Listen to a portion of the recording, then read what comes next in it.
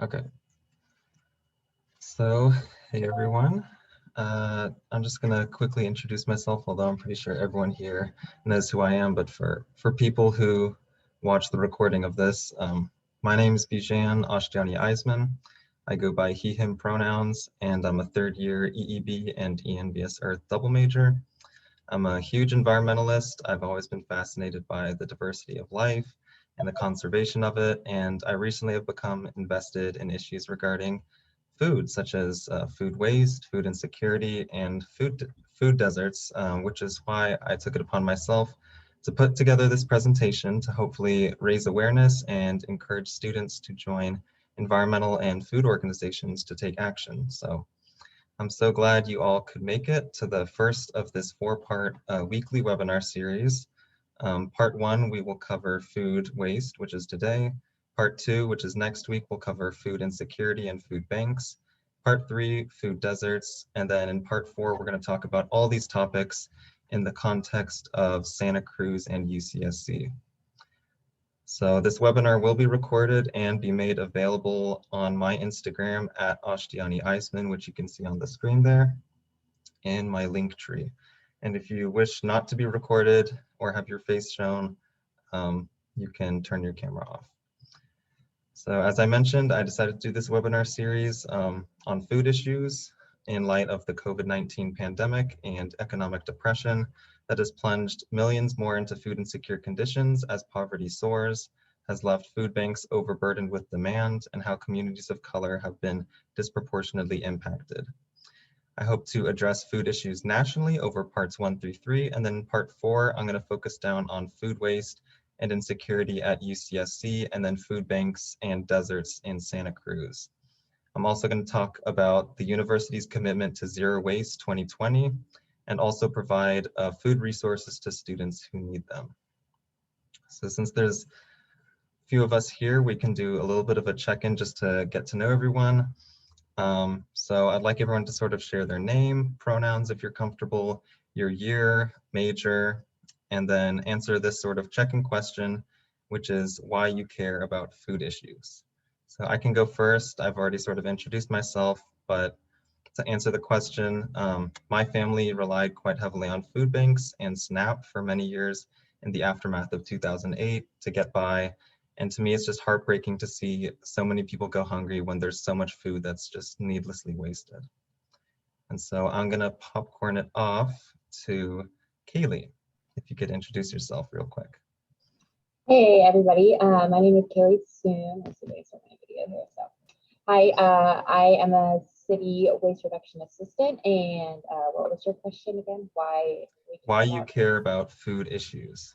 So yes, the sort of social injustice, as you just mentioned, that comes along with it, and food deserts. I think that's crazy, especially we see it even here in California, where we have such an abundance of beautiful produce. It's just a matter of getting it to everybody and being able to share it. And then the environmental impact as well of it. Food rotting in the landfill is no good for our climate. So big topics, I think, that need more attention and deserve a lot more attention. Happy to be here. All right, and then could you popcorn it to someone else? Yeah, how about Lizette? Hey, my name's Lizette. I am a third year environmental studies and politics major. And yeah, just as an environmental studies major, I'm very interested in issues of food waste. And like I recently learned that a lot of grocery stores have to throw out perfectly good food just because it's for like legal issues, because the food deadlines or whatever it's called are passed. That was kind of horrifying to learn. So yeah, I'd like to know what I can do to help about that. Yeah, thank you. And then could you popcorn it to someone else? Yeah, sorry, Zoe. Hi, I'm Zoe. I share her pronouns. I'm a second year environmental studies and politics major. I care about just food and food issues in general, also from an environmental standpoint, as like Lizette kind of pointed out, and also just because I think it's really crucial that everyone has access to, fresh, healthy foods.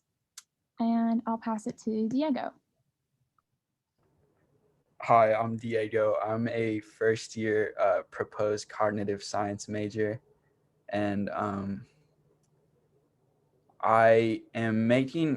part of the slug cast for the Division of Student uh, Affairs and Success, and I'm making a sustainability series, and I follow UCSC Zero Waste on Instagram. So I thought I can learn today on food waste, and like if you go to Chipotle or any restaurant, you'll know that like if they mess up your food or the person doesn't end up taking it, they'll just throw it away, which really is just waste. So yeah, I'm just here to learn. And then, great, could you pass it on to someone else? I think we might have one more.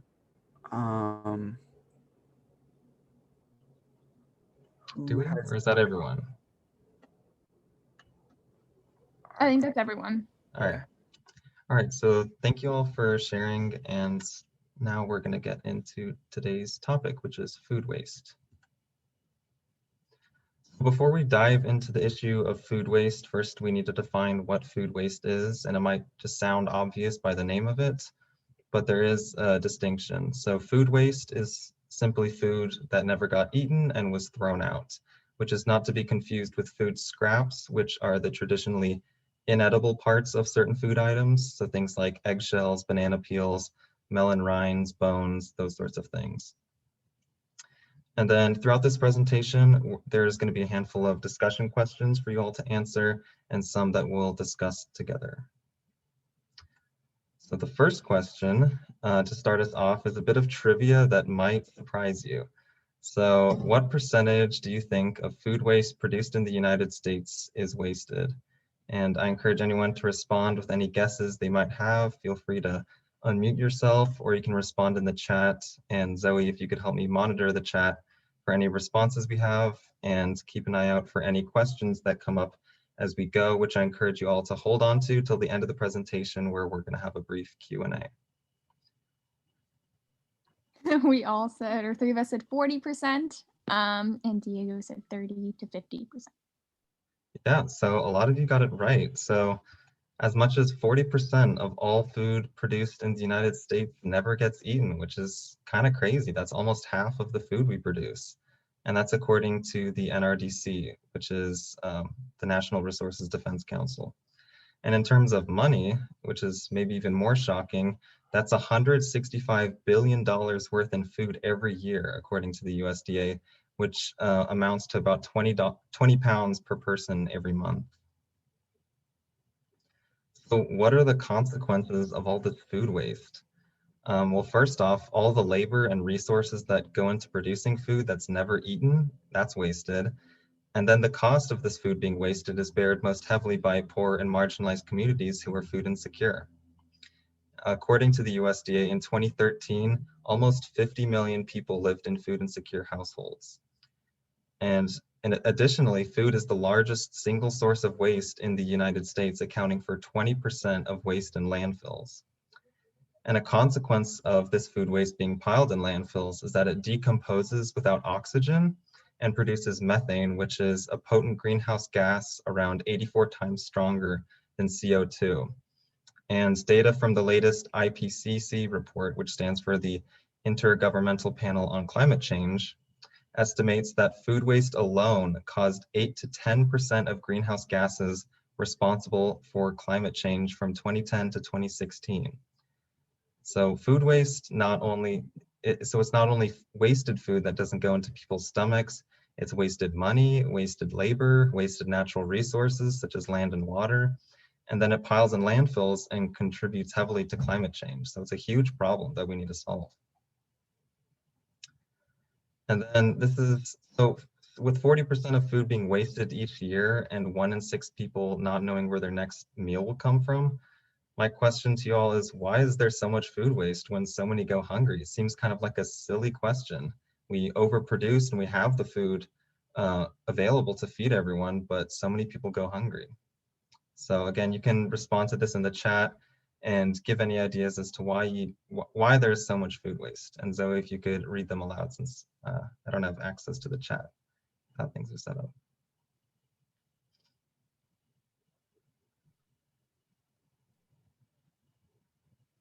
I'll really quickly unmute and just say somebody who commented before mentioned expiration dates, and that is a huge, unfortunate part of why so much food just gets thrown out in the first place. I don't know if any of you have seen the movie called Wasted. I don't know. There's a food documentary where this couple does dumpster diving for a month or 6 months or something, and they would just find entire trash bins full of perfectly okay food, but maybe, you know, it got delivered to the store a degree higher than it's regulated to. So then there goes all of that food. And then, of course, just like the distribution aspect of it, there's, like you said, Bijan, there's plenty of food, but that distribution is lacking. Yeah, those are great points. Yeah, expiration dates and distribution and all that stuff. Anybody else? Diego said in the chat, corporations make it a policy to throw food out, which I think is a really good point. And then Lizette put it simply, capitalism. Yeah, pretty much. A lot of you nailed some of the topics we're going to go into. So those were some great responses, and we're going to get into a lot of them today. Brief answer is that waste occurs at every stage, from food production at farms, processing and distribution, retail like grocery stores and then restaurants, and then also consumption like we as the consumer, the individuals. And broken down, we can see that food waste occurs because of there's financial constraints, as some of you mentioned, on farmers, grocers, and restaurants in donating food.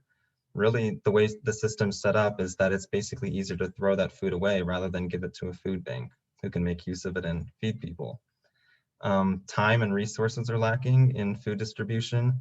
You know, it's on a tight schedule to keep produce and other perishable food from spoiling, and government resources really aren't prioritized to address food waste. And number three, also consumer expectations of the food we buy. That sort of dictates what, you know, produce characteristics have higher market value. And so the food that doesn't really meet those characteristics of like color, size, shape, those end up being thrown out a lot of the time. There's also, as Caylie mentioned, there's no regulation on date labels. So a lot of those date labels you see in the store, there's no federal regulation surrounding those. There's also no permanent donation incentives for small businesses, which we're going to get into later. And then also there's a lack of education regarding food safety and also wasteful consumption habits among affluent households. So now we'll dive a little deeper into each of these causes of food waste, detailing exactly where and how food waste occurs, from food grown on the farm and the journey it takes to reach our tables. So starting where food is produced at farms, if prices for a farmer's crop fluctuate below an amount worth selling the crop for, it becomes economically impractical to sell it. And if you can see, I think maybe this is covering it, but in this graph on the top right shows the price volatility of some certain staple crops like wheat, corn, and soybeans. And you can see over that 25-year period, it goes up and down kind of sporadically. Especially you can see at around 2008, there's a huge increase. So the economy kind of dictates what prices that farmers sell their crops for. And so at the start of the growing season, they might plant a certain amount expecting to sell it at a certain price later on, but that price could change by the time harvest comes around. And if the price drops, they will end up with a surplus of unsold crops that aren't worth selling. Or if the price increases, it might be difficult to sell their crops to their usual buyers. And with COVID, schools being shut down, restaurants closing, a lot of those typical buyers that farmers sell to might be closed, you know, for a whole year. So where are they going to sell their crops? And I don't know if any of you remember, but in the early days of COVID, on the TV, there was like a news story where they were, you know, dumping trucks of milk and other crops, and when everything was being shut down. And this is a big reason for that. And then the economically viable produce, so the food that does get sold, is then categorized by its marketability. So like I mentioned before, its color, its size, and if it doesn't meet the standards that buyers and ultimately consumers expect, which is the premium and the non-premium produce, it's left to be plowed under on the field. And in the two images to the right, those are pictures of peaches.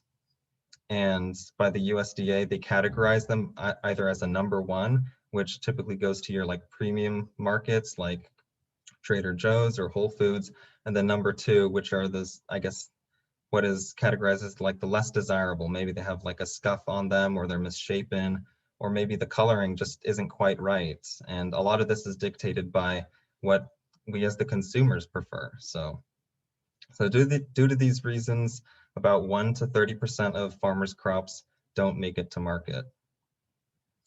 And then the stuff that does, growers have a limited amount of time to sell fresh produce at the time of harvest.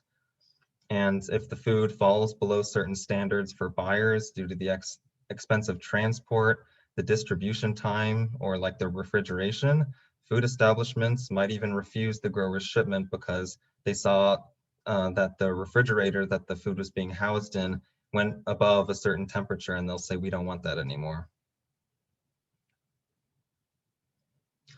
Food that does make it to grocers is usually overstocked. So now I should mention that the next step in the journey of food waste is at grocery stores. So at grocery stores, a lot of the food you'll usually see in a grocery store, and especially produce, is overstocked. They're in these nice pyramids that are really aesthetically pleasing. But a consequence of this is that a lot of it ends up being thrown out. Growers also will intentionally overstock produce. The reason behind it is that they'll be able to sell more that way. There's some psychology behind it, but if you see one bunch of kale left alone, you and other customers alike are likely to assume that there's something wrong or undesirable about that kale, and it'll sit there and no one will purchase it. But if you had 20 or 30 bunches of kale sort of bursting out, then it's a lot more appealing to customers and a lot of them will be bought. But the result leaves a lot of kale to go to waste if the displays are constantly overstocked. And then, so this causes a lot of food to go to waste. And then also consumers, we shop with their eyes, as I mentioned, will scrutinize food based on looks, how many there are, as I mentioned, labels, and this causes a large amount of produce that is aesthetically or geometrically challenged, or items passed by their best by date, as I mentioned earlier, which is a label indicating the manufacturer's best guess of quality rather than safety of consumption. And since manufacturers dictate date labels on perishable food, they may have a profit incentive to sell, or they have a profit incentive to sell more of their product. So they may be incentivized to mark up dates closer to when the food is actually expired so that people have to throw away and buy their product again. But also for liability reasons in order to avoid being sued for someone eating bad food. So they may want to make those date labels more strict. And the point isn't to say throw date labels out the window, but instead to take them with a grain of salt since they aren't federally regulated. In fact, the only date labels that are federally regulated is baby food. So you should rely more on your senses to determine whether something is safe to consume or not. And then the results of all these factors that I've mentioned leaves as much as 10% of all food waste to occur at the grocery level. So what happens to the food that's wasted? Sometimes intermediary companies like a food bank is contacted to divert this otherwise wasted food into the hands of local pantries and food banks. However, there is another hurdle. There's a widely held misconception among grocers that they can be held liable if someone gets sick eating food they donated, arguing that it's a safety issue and that there would be too many lawsuits. But in fact, there are virtually no lawsuits related to donated food. And the Emerson Act states that you cannot be sued if you make a donation to a charity in good faith. But even then, donating faces other obstacles. Growers need an economic incentive to donate food because the process to get that donated food into the hands of those who need it costs money. and it's essentially cheaper and easier to throw it away, unfortunately. So there is a solution to this. Businesses currently do receive a tax break for donations. However, for large corporations, it's permanent, and for small businesses, it's not. So small businesses must decide whether to even donate food, because the tax break may not even be guaranteed, since it has to be renewed as part of the tax code each year. And this prevents a lot of food from being donated. And this is, what I'm about to say next is kind of surprising. And when I learned about this, I had no clue that Congress could even do this, but there was an act in 2015 called the Fighting Hunger Incentive Act, and it was called HR 644. And it was written to make permanent the small business tax break. And while it technically passed, the language regarding the small business donation tax credit was taken out. The bill was renamed. They filled it with a bunch of unrelated language, and then that was passed. So it's really surprising. And when I learned that, I was like really shocked that they were able to do that. But it's still a battle that needs to happen. It needs to be passed, and yeah. And then lastly, household food waste. So household food waste occurs either because of a privilege of abundance or a lack of education surrounding food safety. 21% of the food people buy ends up wasted, which amounts to around $1,800 a year, according to, and then according to the National Resources Defense Council, 91% of consumers reported that at least occasionally they had discarded food past its sell-by date out of concerns for the product's safety. So, and as I mentioned earlier, there is no federal regulation surrounding date labels. All right, so next up, we have a video. So this will give us some more context behind these different causes of food waste that I've already talked about. It's by PBS NewsHour, and it's around 9 minutes long. So let me just click play. And let me know if you can hear the sound all right. We launch an occasional series we are calling Food, Glorious Food. Reports about what we eat, how our food is grown, and the economics of putting a meal on the table. Tonight, we begin with food waste. Much of what is grown on American farms never gets to market. Allison Aubrey of National Public Radio has our report. This story is part of the NewsHour's ongoing collaboration with NPR.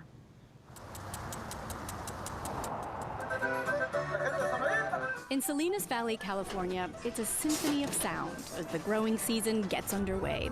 This fertile strip produces 70% of our leafy greens. It's been dubbed the salad bowl of America. But not everything grown here makes it to our plates. In fact, some of it never leaves Salinas. At the local solid waste dump, operations manager Cesar Zanuga watches as trucks roll in every day to dump produce destined for a nearby landfill. We got a whole load pretty much of loose organic lettuce.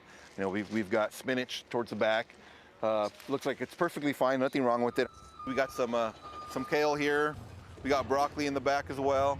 We have plenty of produce to make a salad here. The greens in this landfill are from local farms, and sometimes they end up here because something goes wrong during the packaging process. Another reason perfectly good food gets wasted, Peter Lehner from the Natural Resources Defense Council explains. Right now, food that isn't sold to your best buyer is often dumped in the landfill. The prices for fresh fruits and vegetables can go up and down quite a bit, and farmers may plant thinking they'll get one price, but by the time harvest comes around, there's another price, and it's not even worth it for them to get to the market. A report by the Natural Resources Defense Council says that as much as 40% of all the food produced in the United States never gets eaten.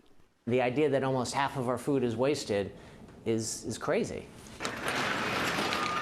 That waste occurs at every point along the food chain. Some is lost in transport and during food processing. Supermarkets and we, the consumers, end up tossing out a lot too. But what about what's lost on the farm? An NRDC report found that anywhere from 1 to 30% of farmers' crops don't make it to market. We toured ocean mist farms with Art Barrientos to find out why. This cauliflower here, you see how it's just has that yellow tinge to it. This is not marketable. Just because the color's a bit off. Because it's yellow. This will not be packed. It's got to be every bit as nutritious as the white cauliflower down here in the field. I mean, what's wrong with it? There isn't anything wrong with it. Let me cut grab that Okay, floret. yep. It's crunchy, it's tasty, it tastes like any cauliflower I've ever had. So are we just shopping with our eyeballs and forgetting all about our taste buds? Absolutely. As consumers, we want white cauliflower. That's what we expect from our grocer. As a result, it gets incorporated back into the ground. We won't harvest it. So what's another issue that might ding something out of the marketplace? Size. Size is critical. Well, this cauliflower here is just too big. So you have to meet these very specific size stipulations. Yes, and this is too big. It's really kind of shocking to me. Well, yes, it can be. Size matters because retailers demand uniformity. When everything is stacked up nicely, it makes for better eye candy. Like this perfectly sized cauliflower that is being wrapped up, destined for the produce aisle. The yellow rejects and heads deemed too big or too small are left behind in the field to be plowed under. And if you think broccoli and cauliflower have a tough time making the grade, check out these peaches. If you look at this piece of fruit all the way around, there's no blemishes to it. It's got red color with a yellow blush background. That's going to go to our premium box, the high-end retail. And this one here has got green on it, so this would definitely go to number 2. We wouldn't put this in a premium box. Wait, back that up. Premium grade, seconds? Wouldn't you buy those seconds? And the ones that don't even rate as a 1 or 2? Dumped into this truck. This truck here is our final throwing out, going to the cattle feed. So think of everything it takes to grow these crops. The water, the fertilizer, the fuel to run the tractor. But ultimately, if these crops don't measure up to standards, they're just plowed under here in the field, and all that energy is wasted. 80% of our water, 10% of our energy, 40% of our land is used to grow our food. And when it ends up in a landfill, Lehner says, there's another problem. Now, food is the largest material in our landfills. Of all the things that are in our dumps, the biggest portion is food. And when it rots in a landfill, it emits methane, which is a very potent greenhouse gas, 30 or 100 times more potent than carbon dioxide. But there are some solutions on the horizon. Ocean Mist and HMC farms donate some of their less than perfect produce to the California food banks. Last year, Ocean Mist sent nearly 400,000 pounds of broccoli and cauliflower, and some of it ends up here at this warehouse in San Francisco. It can store 7 square miles of produce. Paul Ash oversees the operation. He says in the last decade, the California Association of Food Banks has doubled the amount of produce it distributes.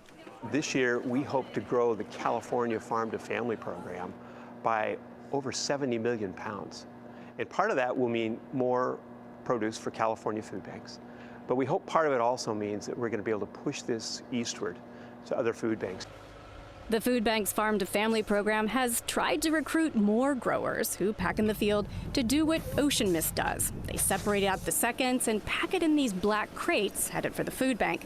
The premium heads get packed in the Ocean Mist boxes headed for retailers. It's a simple process, but only 3 out of 25 broccoli and cauliflower growers in the state participate. Harold McClarty of HMC Farms says he'd like to donate more of his peaches to the food banks, but getting it into the hands of somebody to eat it isn't free. There's got to be an economic incentive to move more of this into an avenue that food banks could take advantage of. It's a lot easier and cheaper just to basically throw it away. the state of California does offer farmers tax credits to donate produce, but Ash says the food banks are lobbying for bigger deductions. There are only 6 other states besides California that give tax breaks to growers for donating food. 50 million Americans don't know where the next meal is coming from. We, meanwhile, are wasting all this food. If we cut our food waste even by 1/3, there would be enough food for all those people who don't know where the next meal is coming from to be fully fed. As food banks work to expand their programs, some entrepreneurs say there are so many seconds to go around, they see a whole new business model, much like what a French supermarket did last year. So we launched Les Fruits et Légumes Moche, starring the grotesque apple, the ridiculous potato. And it worked.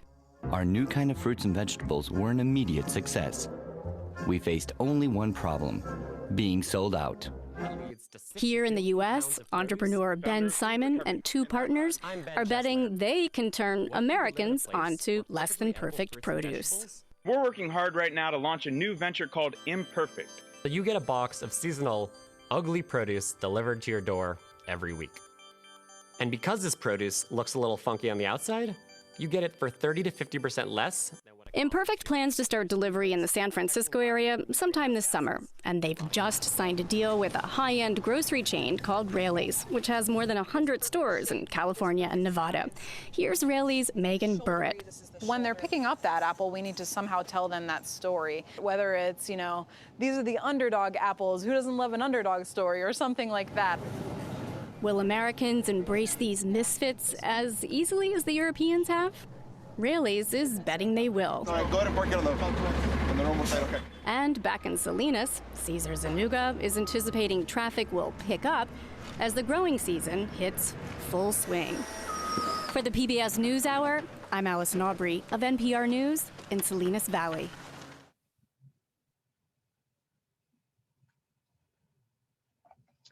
Alrighty. We launch an occasional series we are calling Food. All right.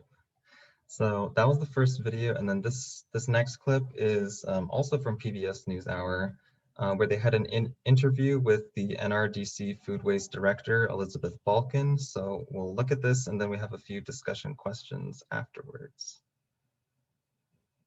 This is about 5 minutes long. The U.S. and China are the largest emitters of greenhouse gases. If food waste were a country, it would be the 3rd largest. To learn more about the impact of food waste on the environment and how big the problem is here in the United States, NewsHour Weekend's Megan Thompson recently sat down with Elizabeth Balkan, the food waste director at the Natural Resources Defense Council. Paint the picture for me. How much food do we waste here in the United States? In the U.S., up to 40% of the food that is produced every year goes wasted. That translates into economic loss of $218 billion per year. And at the individual level, a household of 4 spends on average $1,500 or more per year on food that never gets eaten.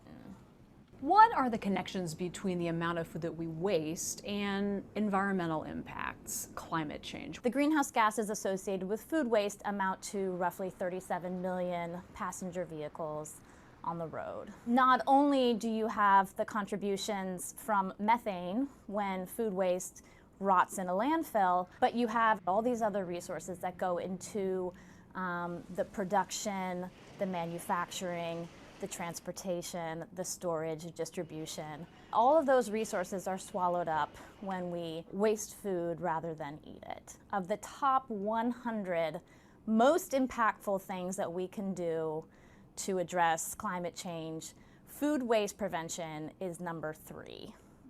It's not solar power, it's not wind power, it's food waste prevention. What are the biggest contributors to food waste here? Overall, consumers and consumer-facing businesses, restaurants, cafeterias, are responsible for over 80% of the food waste in this country. For example, in restaurants, the vast majority of food waste comes from what is left over on people's plates or post-consumer waste. So if we want to really tackle the food waste that's happening in restaurants, for example, we need to start addressing the harder part of the puzzle, which is customer behavior. So it sounds like culture plays a role in some of this.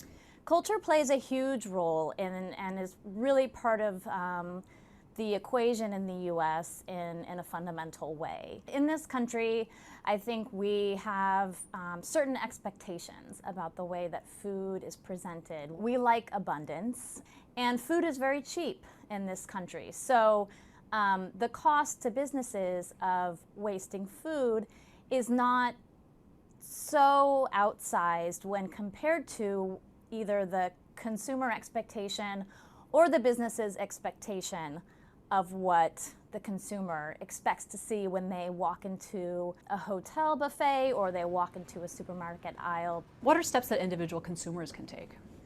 We don't want consumers to feel like they're the villains here. A lot of the source reason for food waste is connected to things like date labels. Date labels didn't really exist before the 1970s. And before then, people would use their senses. They would use the smell test on milk. They might try a little bit of yogurt. And if something tasted fine or smelled okay, didn't smell like it had gone off, they would eat it. What you see when you look at a date label that says best if used by has nothing to do with food safety, but it's a manufacturer's suggestion about when this food item is at its peak freshness, which is inherently a subjective thing. In fact, besides baby formula, there is really no regulation around date labels. So there's enormous opportunity to reform date labels to be consistent with public health information and science, and in doing so, prevent a ton of food from going to waste. Elizabeth Balkan, thank you so much. Thank you. Alrighty, and then The U.S. and those- China are the largest There we go. Hopefully those interviews and that video provided some more context besides these slides. And then I want to open it up to all of you to hear from you. So sort of what is your experience with food waste? Do you sort of follow best by dates? Do you scrutinize food you buy by its shape, size, and how many are left on a display? Have you ever bought too much food or put too much on your plate that some went to waste? And then lastly, how do we correct some of these like wasteful consumption habits? And before we talk about this, I would just want to acknowledge, similar to what Elizabeth Balkan said, that the responsibility isn't solely on the individual. A lot of this is systems, and a system of capitalism sort of incentivizes this incentivizes food waste, and without sort of reforming that, and the government devoting more money to food banks so that they can gather that food without giving farmers tax incentives and stuff, we're still going to have this problem. But anyway, I just wanted to hear from all of you on what your experience with food waste is. We'll have one more discussion question after this, and then we're going to talk about some solutions. And then after that, we're going to hear from our guest speaker today, Caylie soon. So again, you could type in the chat, or you can unmute yourself and talk a little bit about, answer any one of these questions. And so if you could help me monitor the chat, that would be helpful.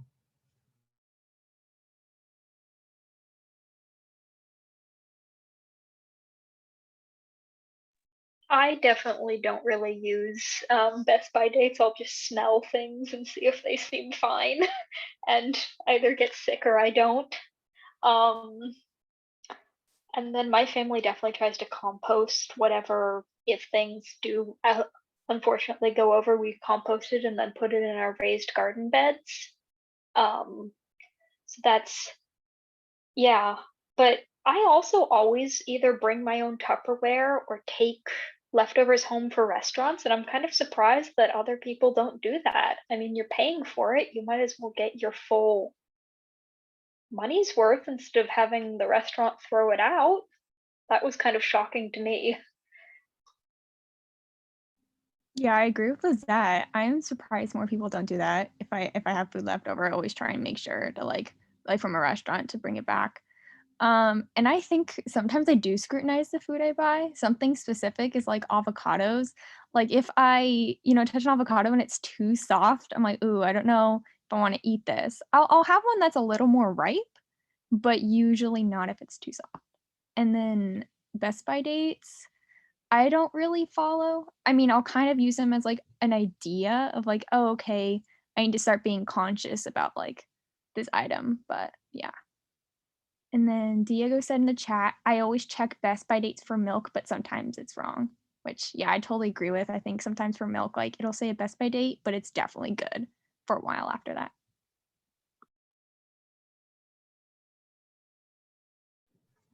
I'd Yeah, like to those add are. Oh, go ahead. in terms of the question about too much food on your plate, I also think and observe that restaurants just have ginormous portion sizes, and I think that's probably it is more particular to the United States. We just, again, like that video was saying, also we like to see that abundance in front of us, but it's not realistic. I mean, and then yeah, you get that leftover, and then that person has to decide, oh, do I want to walk around holding this food box while we spend the rest of our day walking around, or just throw it away? Oh, just throw it away, which is just, yeah, just too bad. Yeah, I was just going to mention sort of my personal experience with food waste. I was definitely one of those people where like if I saw like the expiration date or the best by date on like a jug of milk and it had gone past, I'm like, Mom, let's just throw it out. Like we don't want to take a chance and like, get sick from it. But, after I learned all this, that really changed my like perspective on that. And one thing I actually learned is that there was this, I'm not sure which university it was, but they had a big problem with food waste. And part of the reason, so they made like a really simple change. What they did is they just changed the plate sizes. So they made the plate size smaller that students would take back to the table with them. And that actually reduced food waste substantially. So, and going back to what you said, Caylie, a lot of restaurants, they give you a huge plate of food. And as others mentioned, like not everyone, or at least not more than we think, just end up throwing that away at the restaurant or just leaving them to clean it up and throw it away instead of taking it home. So there's some simple solutions like that that can make a big difference. Yeah, and then just really quickly, Lizette said in the chat that she thinks that was at UCSC. So I'm not exactly sure, but yeah. Yeah, so my freshman year, I did a lot of work with the sustainability office doing cafeteria food waste audits. And that was also the reason they got rid of trays in our dining halls, is because people were putting multiple plates of food on a tray. But once they got rid of trays and had plates and then smaller plates, people can only really carry like one plate. And it dramatically cut down on food waste. This had happened the year before I came, but. Yeah, thank you for, yeah. So next, unless we have anybody else to give a last comment, we'll go on to the next discussion question. Here. So now that we've heard all that, can you think of any solutions to food waste in America? And I know I've sort of hinted at a couple, but and then we're going to get into these, but I just want to hear from you all. What are some solutions that on a personal level, on a national level, maybe just on an institutional level, like at a university or a school?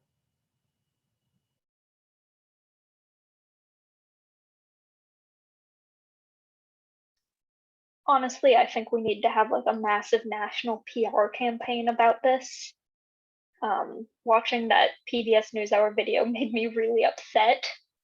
And yeah, if there's some way to condense this into like shorter advertisements, billboards, I think you could get a lot of people really riled up about it and upset and willing to actually make a change. Yeah, and I think even including it in the conversation about climate change, sort of centering this issue, as Elizabeth Balkan mentioned, it's the third greatest contributor. So I'd like to add too, so part of the work that I do, or webinars that I've been sitting on is media campaigns across the whole Central Coast or the Tri-Counties. And there's a study out of, I forgot what university, but they were looking at what has the most impact on the audience in terms of food waste. Is it the environmental impact, or is it, you're wasting food that you could be eating, or is it, going from the farm perspective, like what is it? And then actually the biggest response was with money and showing how much money that you're wasting. And that's unfortunate because again, it kind of feeds into that, like corporation ideals of like, why are we so focused on money all the time? But that seemed to spark the most attention from people. So bringing that to light too, because I think people don't think about it, because once it's translated into rotten food, they say, oh, it's just rotten food, I'm going to throw it away, but they're throwing away a $5 bill in the trash, so that's an interesting point that came out of these media webinars I've been on recently. Yeah, thank you for that. It's really important, yeah, because a lot of the times, the conversations around like economic, growth and all that stuff, and if all this, food is being wasted and nationally it amounts to hundreds of billions of dollars, and then on the personal level, people wasting like $1,000 to $2,000 in groceries every year, that adds up. And yeah, I think putting that in front of people and making them realize that like these do have real costs in terms of the water, the land, and everything. Yeah, it might turn some people's eyes. All right, so next we are going to get into some of the solutions that I've, over my research, have come to. Get to the next slide here. So some solutions. First of all, as I mentioned earlier, the small business donation tax credit is not permanent, and it needs to be made permanent so that small businesses know that every year that tax incentive is there, and they don't have to guess whether it's going to be passed as part of the tax code each year. And that'll incentivize food donation from grocery stores and farmers, and allow that food to go to food banks and food pantries instead of being wasted. And then something that goes hand in hand with that is eliminating the fear of grocers and farmers that they'll be sued over donated food. As I mentioned, there's the Emerson Act, which basically states that as long as you make a donation to a charity in good faith, you can't be held liable for it. And then another big one is essentially making food waste a national priority. As we mentioned, there's huge economic loss because of this. It contributes to climate change. A lot of resources, labor, and land is wasted. So expanding through federal and state aid, food bank networks so that they can be able to divert more of that food from farmers and grocers into the hands of those who need it. And then also volunteering. You can volunteer at or donate if you can to any local food banks, food rescue, or food justice organizations, as well as join food justice organizations and other food banks to try and be a part of that. And then continued, these are just some sort of personal ones. A lot of them we've mentioned already. Adjust to eating the equally nutritious, less visually appealing produce. They mentioned in one of those videos a company called Imperfect Produce. Their Instagram is Imperfect Foods. You can see in the top right some pictures of examples of their, some are too small, some of them have like a little buddy with them, some of them are too big or wrong color, wrong size. And so basically this food is a lot cheaper than the stuff that's sold in stores because not as many people want it. But if we can market it in a way to consumers that makes it more appealing, like, saying that they're the underdog or something, that might get people to be more excited about them and buy them.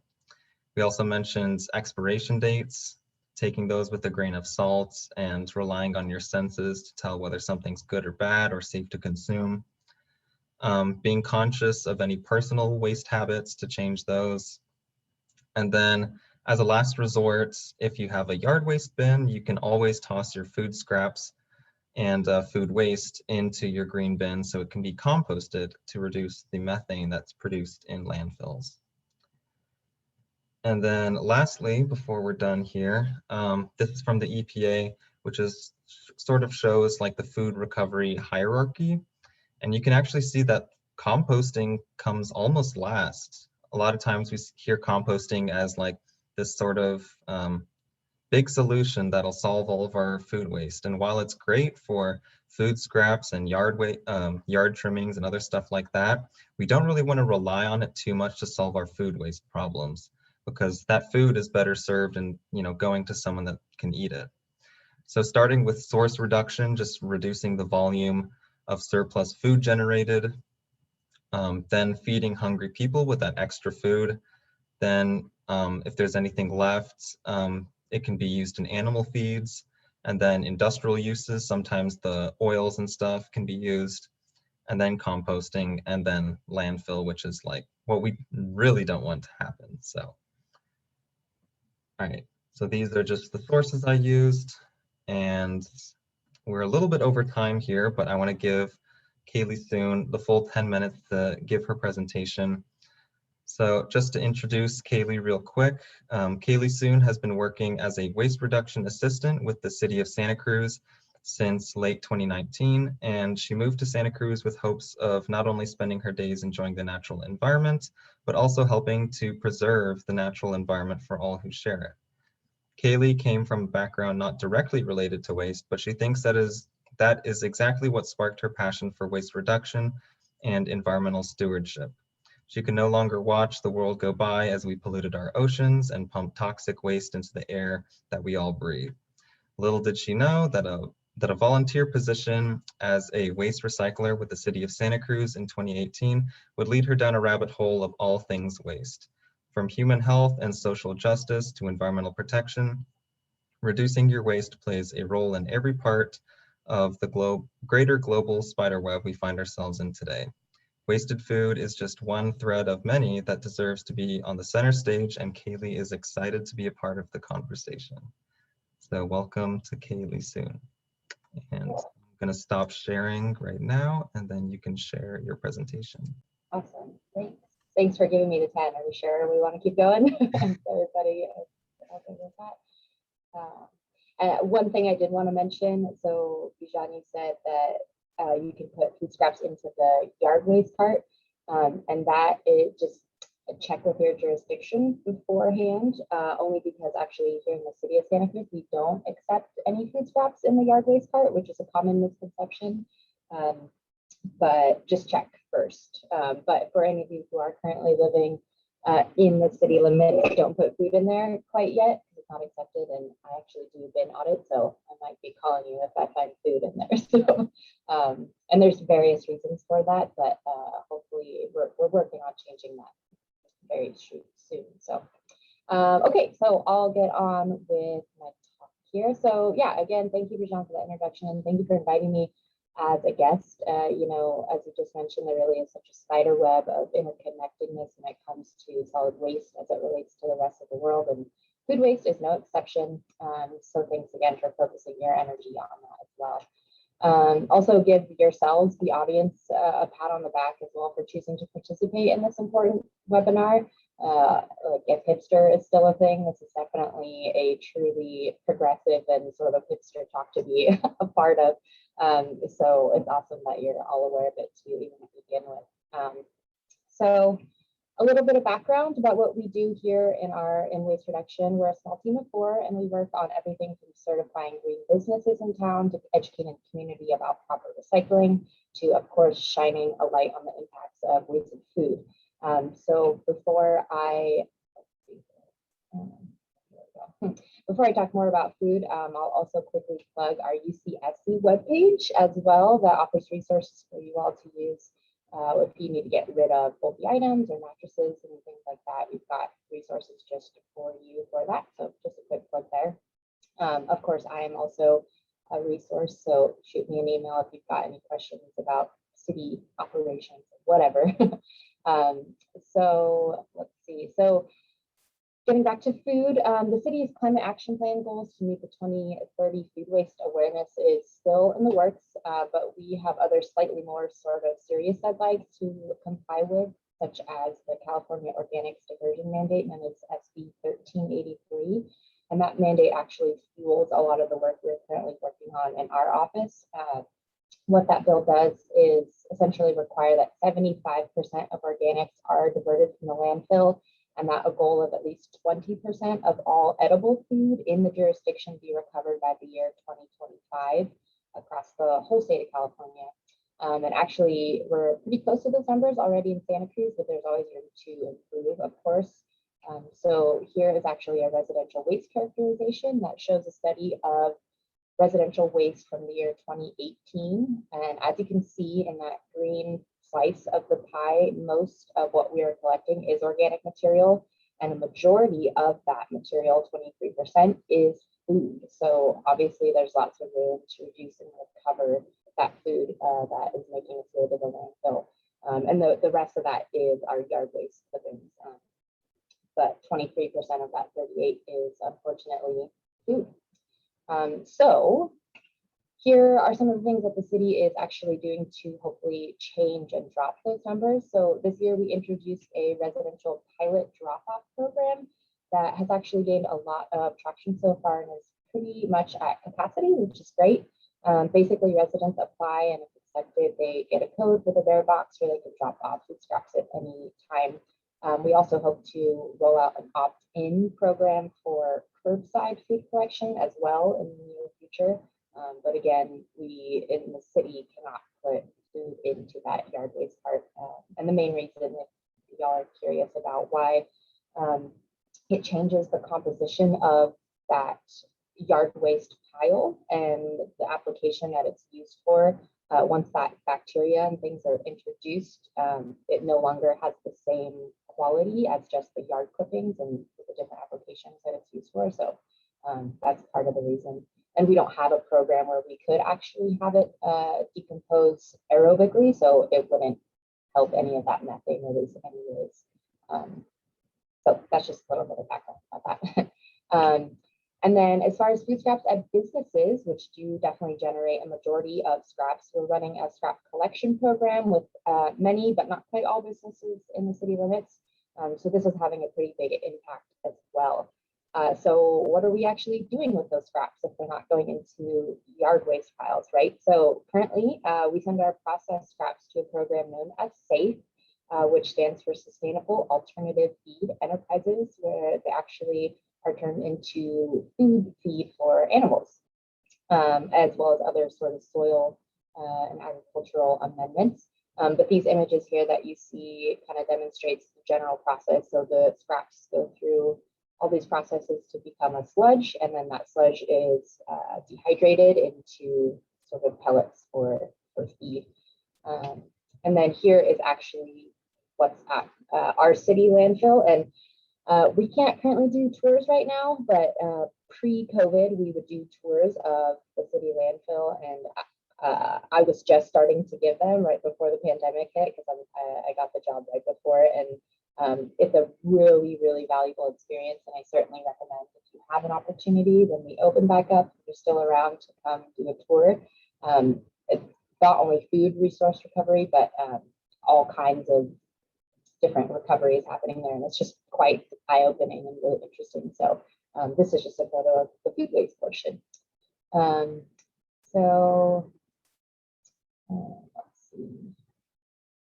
Let's see. So yep, here's another program that we offer to the city. So this is a home composting rebate offer, and basically this encourages residents to divert food from the landfill, hopefully leading them to more awareness around source reduction altogether. And if this is something you feel like you're interested in, just consider that there are qualification measures, and you have to be in a single family. So if you're living on campus, it doesn't work, it doesn't apply, but off campus in a single family home, it's an option. And then if you haven't already heard, Hardcore Compost is also another sort of opt-in program that you pay a subscription every month for hikers to come pick up compost on your doorstep, which is pretty awesome. And this also, another current and sort of limited time offer that the city has to recognize food waste, is hosting webinar series, just like Bijan is doing. I'll be hosting these webinars, and we have 2 more to go. So if you are interested, please join me. All you need to do is register on Eventbrite, and the link is here, but I can also put that in the chat if anybody's interested. But also make sure to join on Bijan's talks as well. Don't spread your time too thin. Let's see, I'm just checking the chat here to make sure it's not. Oh, awesome. Yeah, there's the link. Cool, so that's a little bit of a taste of sort of some of the efforts that the city is taking to just bring awareness to food waste, and then again, divert some of that scraps and everything from businesses and resident generators and all that. So sort of moving on to, again, we touched on this too at the end of what Bijan was just talking about, but a little more on what you can do, right? So number one thing is get involved. On campus, we have the Sustainability Ambassadors Program, I know, and I think that getting started with what you have right in front of you is the best way to just start to expose yourself to the reality kind of what it takes to make change. This also means normalizing food waste reduction practices on your own and with your close family and friends. I think until you really practice on your own, you don't know where you're going to fit into it or what's going to spark your interest. So just starting with just like what's in front of you. And then when you do live off campus, look into local community programs. That goes for anywhere you live in the future as well. Maybe even look into your hometown and tell family to check out local food waste programs that the community is offering. And then of course, volunteering is very important in your community. And I don't know if you're familiar, but Gray Bears is a great example of a volunteer-based organization that sort of closes the loop on food waste. And if you're not familiar with them, they take donated food to feed seniors in need, as well as offer many other resource recovery programs. And they were actually started by a UCSC student, and I just learned that a couple of days ago, so that's pretty cool and really inspiring. And I think that food waste awareness is such a growing area of focus these days as well. So if you are interested in that now, I think it's an area that will really continue to grow in terms of jobs in the future. Not to mention the social justice aspects of food insecurity and food deserts. This is an area that I think needs so much attention, and I would certainly encourage you all to become involved in projects related to these types of efforts, or start your own project. And then lastly, I sort of said it before, but of course, start with yourself. Watch what habits you have and learn how you can start changing any patterns you have that result in wasted food. There's a national campaign that the EPA created called Food Too Good to Waste. And it's sort of a public program that anybody can use and use images for free and access all of their plans. But basically, shop with meals in mind, make lists, learn how to store food to extend shelf life. I find that quite fascinating. They have tons of resources about that. Prep now, eat later. Your freezer is your best friend. You can prep anything and put it in the freezer forever. And then like an eat first box in the fridge and practice freestyle cooking, which is the theme of my second webinar coming up in May. And then that savethefood.com is a really great resource as well, with some really cool information about how to store. And it has a guesstimator. So if you have a gathering, you can put in, I'm going to have 5 guests and we want this kind of food, and it'll give you an estimate of how much you should purchase as not to waste. So I know that's a lot of information, but that's about it for me. And let me know if you have questions, and please reach out if you want to chat about anything at all. Thank you for having me. I'm super happy to be here. Yeah, and thank you so much for being a part of this, Caylie. Also, while you were talking, I put the links in the chat for the Santa Cruz website on waste reduction, and also a link to the recorded food waste webinar that happened earlier this month in there as well. It was really great. I watched it. Has a bunch of guest speakers. There's a farmer, a grocery store owner, and also a volunteer from Gray Bears. So I highly recommend you check that out as well.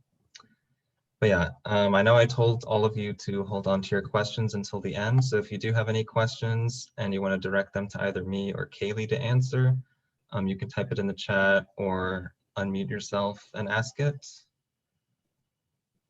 But yeah, if there are no, I guess I'll give a few seconds if anyone has any questions. Otherwise, I'll close out. If I may ask a question, actually. Yeah. What do you yourself see yourself? Do you want to get involved in some sort of food waste, after college, or do you want to focus on that while you're going to college? Or anybody, I guess, can answer that question. Super interesting. Yeah, so I think I'm sort of in the infancy with my fascination of this. So I haven't really given a whole lot of thought of where I'm going with this. I did apply to the Slug Support Pantry on campus, which is a campus pantry that gives out food to students. But yeah, I do want to continue talking about this issue, and yeah, I'll look out for opportunities that open up. But yeah. Awesome.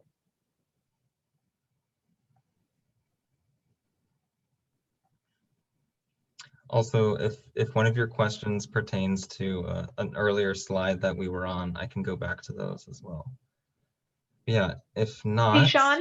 Yes, go ahead. Do you know if food banks accept like homegrown produce? Because my family, we have like this orange tree that produces so many oranges, and most of us are allergic to them. Because I know that the industrial farms had an arrangement. Yeah, do you know anything about that? My guess is that it probably varies food bank to food bank, and you'd probably have to check in with them to see if they do that. Okay. Yeah, I don't know actually off the top of my head, and that's something I could look into and get back to. Yeah, I'm also capable of Googling. Also, you can come back. Go ahead, sorry. I was just going to say, actually, I do know for a fact that Gray Bears does accept garden gleaning, is what it's called. So they do accept home produce. It's a good question.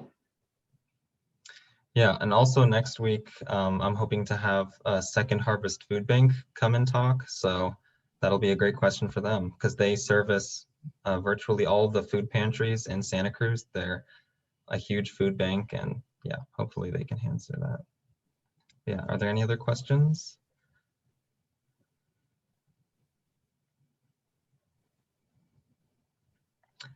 Alrighty, so I just want to thank you all so much for coming out and listening to both myself and Caylie. I hope it's been informative and you can walk away from this feeling more educated on food waste and maybe inspired to create change, join any organizations that focus on this. Stay tuned for parts 2, 3, and 4 of this webinar series on food issues. It'll be the same time weekly on Fridays. Next week, we're going to talk about food banks and food insecurity. But yeah, that's about it. Thank you all for coming out. Thank you. Thanks, everybody. Have a good weekend. Thanks, Bijan. Thanks, Bijan. It was great. Yeah, thank you.